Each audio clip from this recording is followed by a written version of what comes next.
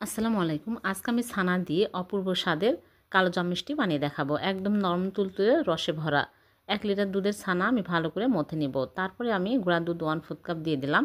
আর ময়দা দিয়ে দিচ্ছি 1/4 কাপ, বেকিং পাউডার 1 চিমটি, বেকিং সোডা 1 চিমটি, ঘি 1 চামচ, চিনি 1 চামচ দিয়ে ভালো করে মথে নিব। তারপর ঢেকে রাখবো, রেখে আমি চিনি সিরা তৈরি করে নেব। চুলায় প্যান বসিয়ে দিয়ে দিচ্ছি চিনি 1 কাপ আর 1/3 কাপ আর পানি 3 কাপ, এলাচ 2টা দিয়ে বলক তুলতে রেখে দেবো। আর এদিকে মিষ্টিগুলো আমি বানিয়ে নিব। এরকম করে সবগুলো কালোজাম মিষ্টি শেপ দিয়ে নিয়েছি। এখন আমি তেলে ভেজে নিব। হালকা আঁচে ভেজে নিতে হবে। যখন এরকম কালোজামের কালার হবে তখনই তুলে নিচ্ছি। নিয়ে আমি চিনি শিরার মধ্যে দিয়ে আমি চুলার উপরে দিয়ে 10 মিনিট জাল করে নিব। 10 মিনিট পর চুলা থেকে নামিয়ে আমি ঢেকে রেখে দিব। সারা রাত পরের দিন সকালে মিষ্টিগুলো আমি সার্ভ করে নিলাম আর উপর দিয়ে মাওয়া ছিটিয়ে দিলাম। হয়ে গেল ভীষণ মজার নরম তুলতুলে রসে ভরা কালোজাম মিষ্টি।